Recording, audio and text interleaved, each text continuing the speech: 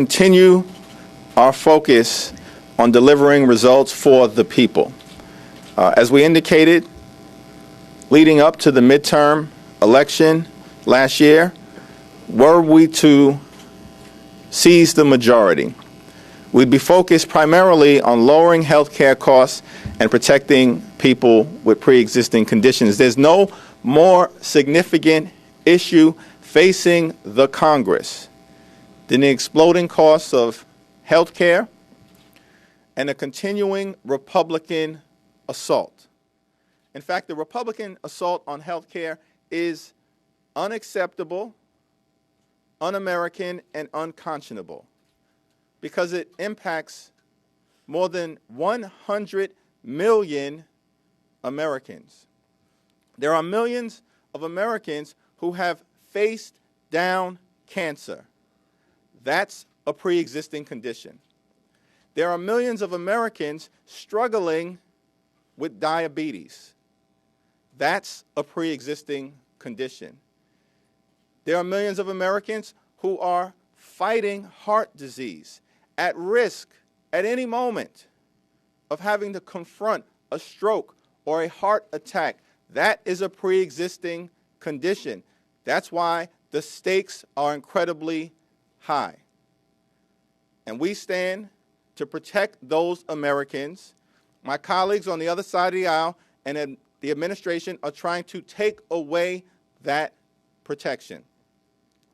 And so we're so pleased that the Energy and Commerce Committee Chairman Frank Pallone and the leadership of Annie Kuster are bringing a bill to the floor this week to protect those very vulnerable Americans. Every single person in this room has a family member with a pre-existing condition. Every single member under the Capitol Dome, Democrats, Republicans, Independents, has a family member with a pre-existing condition. Every single person in this country has a family member with a pre-existing condition. The issue is deadly serious. And so we're thankful for the incredible leadership of Annie Kuster. And let me now yield to the distinguished, gentle lady from the great state of New Hampshire. Thank you very much, Hakeem. And I think you said it very well. When you think about it, asthma, allergies, Alzheimer's, cancer, diabetes, just go through the alphabet. Having a child, Catherine and I, pre-existing condition, any of these things in my state of New Hampshire, the opioid epidemic, pre-existing condition, alcoholism, pre-existing condition. And every week we've heard Republicans in the House Energy and Commerce Committee talk about, oh, of course we want to protect pre-existing conditions. And yet what is this administration doing? They're in court right now to eliminate the protections in the Affordable Care Act. And what they've done at every step is to sabotage the consumer protection guide rails that were in the Affordable Care Act. And most notably through these Section 332 waivers, they are making the decision to allow states to offer junk health plans that don't protect consumers. And let me just give you an example. In the original Affordable Care Act, there were 3-month short-term limited duration plans just to help somebody get into another plan when they were changing employment. What this administration is doing is extending that to 1 year and then 3 renewals. So for 4 years, you can end up in a plan that does not have the protections, does not distinguish a person with a pre-existing condition and give them that protection, requires that women pay more for their health insurance. And the worst stories that we heard in our committee were people who went to the hospital and didn't realize until after the procedure, after the treatment, that their health care was being denied. And then when they took it up with the health insurance company, and they said, we didn't know about the pre-existing condition, the health insurance company said, you should have known. And it's unconscionable. It's un-American, and we intend to close this loophole. And more importantly, we intend to get our colleagues on the record. Do you care about the quality of life of the American people? And the fact is they do not care. They're in court right now to eliminate the entire Affordable Care Act, and we intend to call them on it. So I appreciate it. Thank you very much. Thank you so much.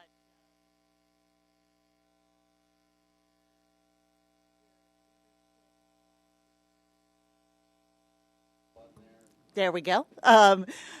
Again, we appreciate your leadership, Annie. Thank you for bringing this bill to the floor. And once again, putting American families front and center, which we will be doing in another bill that we're going to be taking up this week, the disaster relief package that is going to be addressing the hurricanes that struck the South, the wildfires on the West Coast, the flooding in the Midwest.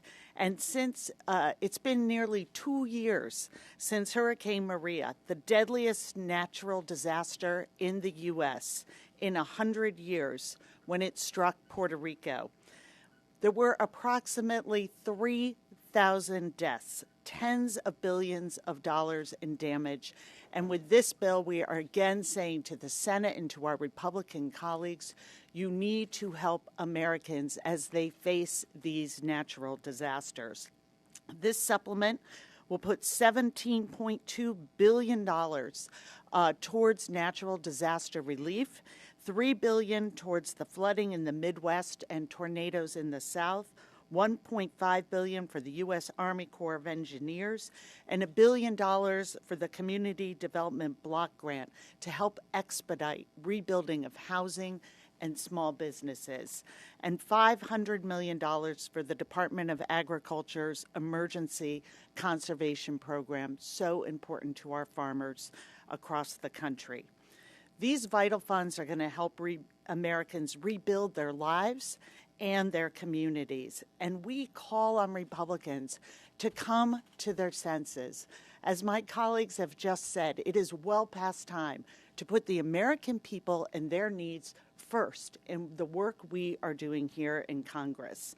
Over and over again, we've seen Republicans cave to this president's demands and holding up relief for all disasters because of this president's particular contempt of Puerto Rico.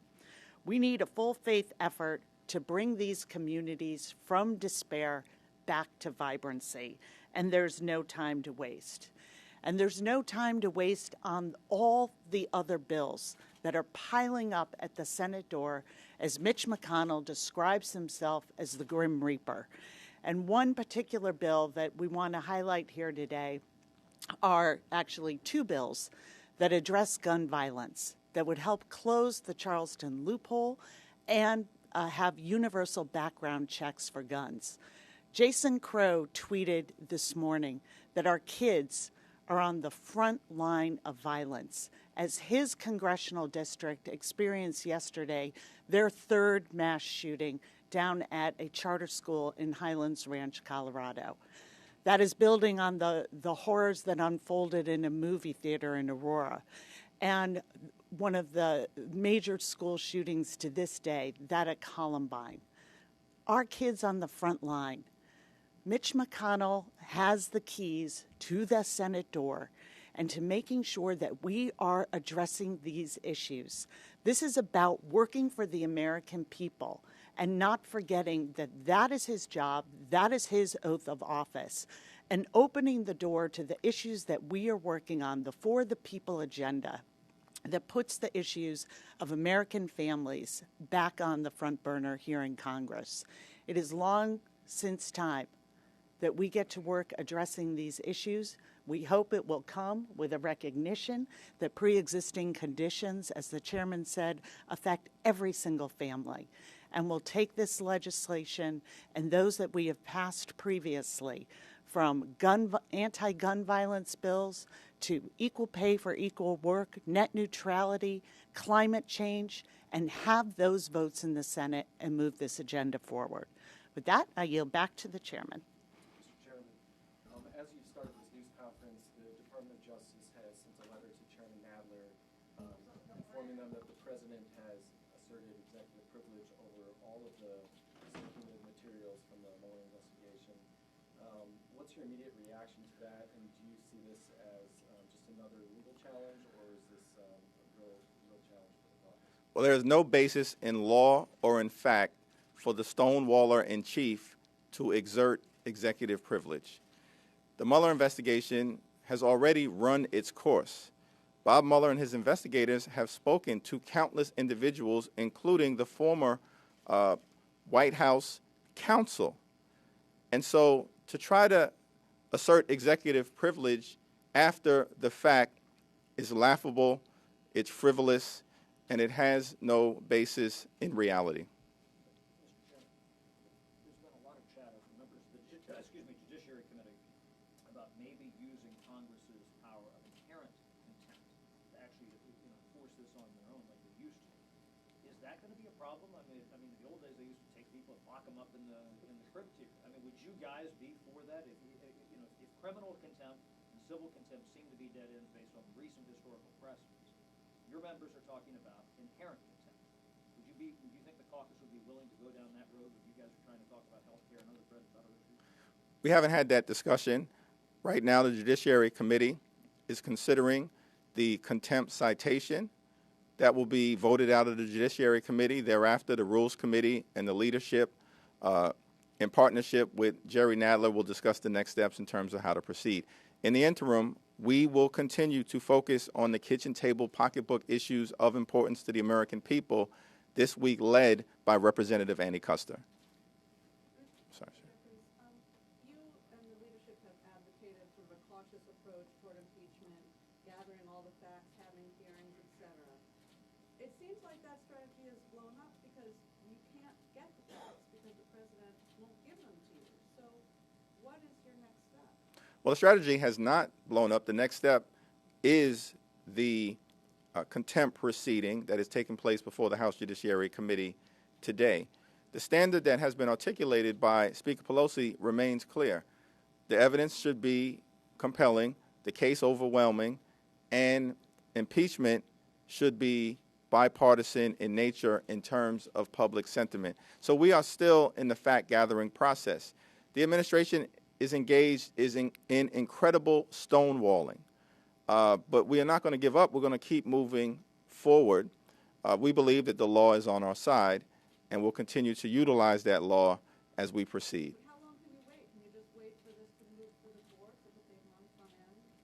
Well, we expect, particularly when there's a conflict between the legislative branch and the executive branch, that there will be expedited consideration by the Article III federal court system. Yeah, Want to speak? I just wanted to add that the obstruction that we are seeing from this administration is not just limited to the facts around the Mueller report and that investigation.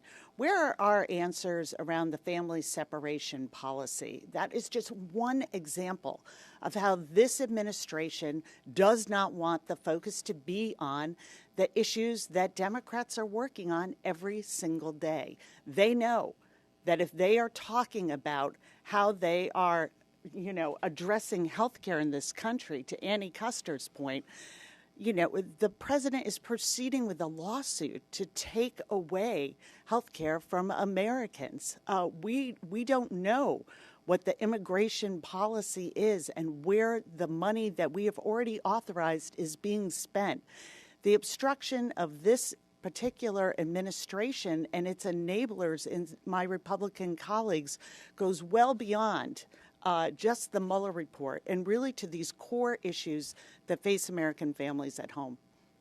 I think what you'll see is the American people recognize this pattern, and the more that the White House continues to obstruct, continues to deny transparency for a report, as the chair said, that executive privilege, it's the horse is out of the barn. These people testified to the Mueller investigation.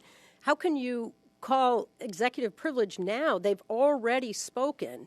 And so as the third branch, we have every right to have these oversight hearings. But I just want to make one comment. In a sense, the president is self-impeaching.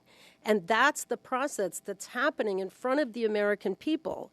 And what we intend to do is to get to the truth. And it's no different with the pre-existing conditions. They get up in front of the American people and Republicans say, of course we want to protect pre-existing conditions. But at the same time, this administration goes to court to eliminate the entire Affordable Care Act. And tomorrow you will see Republicans voting against my bill to protect Americans with pre-existing conditions. It's all part of a pattern. Given everything that's going on in terms of the president's tax returns, do you think Democrats should skip the subpoena and take Treasury to court over that? And do you think what was reported in the Times yesterday over his past returns bolster your case for that? The President of the United States is a wannabe dictator with authoritarian tendencies. That perspective is inconsistent with our constitutional fabric.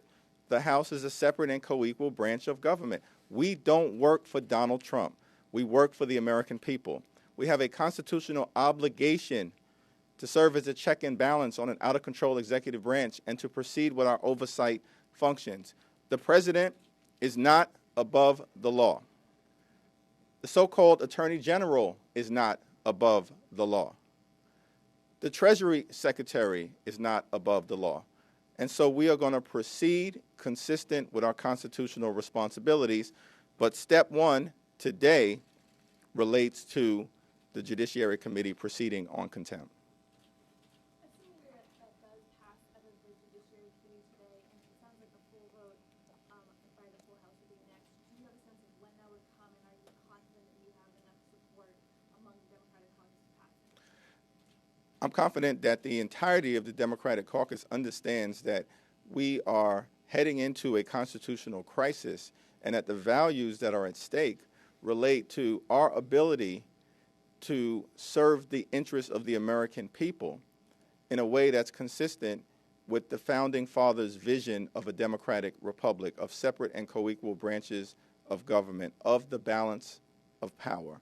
Those are the stakes right now, and I'm confident that all 235 voting members of the House Democratic Caucus are unified in that regard. Last question.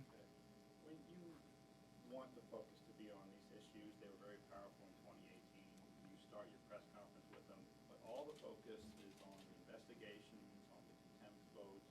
You talk about constitutional crisis, self-impeachment, and stonewalling. Doesn't all of that draw this out for a long time, and do you put yourself at the risk by not going to impeachment where you have more robust tools of A, leaving those tools on the floor, and B, disappointing the Democratic base? We've been very clear in terms of the standard as it relates to impeachment. And again, the next steps are to make sure we can secure the information on behalf of the American people. We want the full unredacted version of the Mueller report.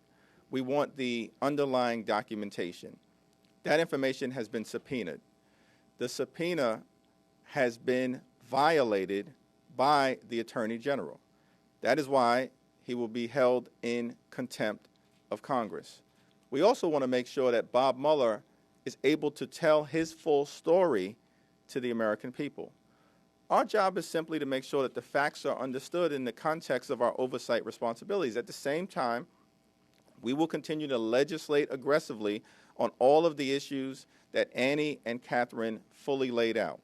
And we're confident because the very same people who were focused on portraying everything that was going on in Washington over the previous 2 years as all about Russian collusion created the impression, you would think, amongst insiders that that's all we cared about. When we were actually out talking to the American people about lower health care costs, increased pay for everyday Americans with a real infrastructure plan, and cleaning up corruption and bringing our democracy to life as we've attempted to do through H.R. 1. And in November of 2018, Democrats won a historic midterm election and netted 40 seats. So we remain confident that we will be able to communicate on the ground, at home, in the manner that we've done over the last 2 years, in a way that will be effective. Thank you.